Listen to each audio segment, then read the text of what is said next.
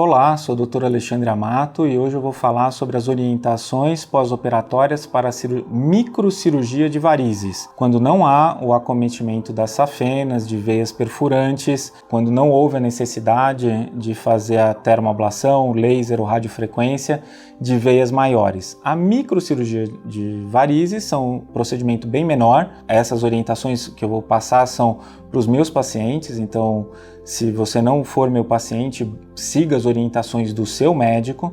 Então a cirurgia de varizes é um procedimento pequeno, realizado com anestesia local e sedação. Com pequenos furinhos nós retiramos essas veias e é colocado uma meia elástica. Essa meia elástica vai ficar até o dia seguinte, e aí pode trocar por uma outra meia elástica não cirúrgica, uma meia indicada já no dia da cirurgia, e essa meia vai colocar de manhã e tirar à noite por uma semana. Quanto à movimentação, não deve ficar deitada, parada, isso é risco de trombose, não tem porquê.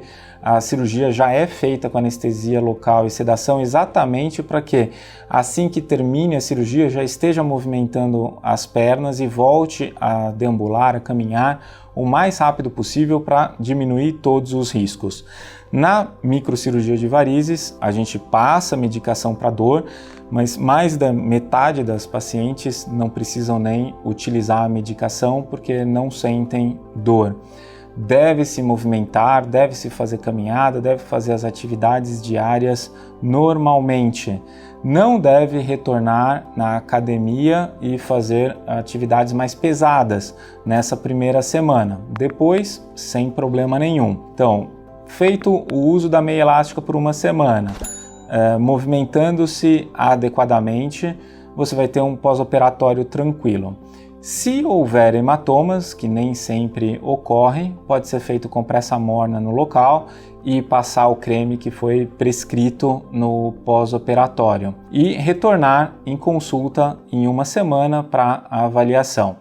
Pode ser que tenha pequenos vasinhos que não tenham saído no procedimento, essas telangiectasias que precisam de aplicação, e esses vasinhos teriam o tratamento após um mês da cirurgia, quando não tem mais hematoma. E aí a gente pode fazer o laser, pode fazer a aplicação, escleroterapia.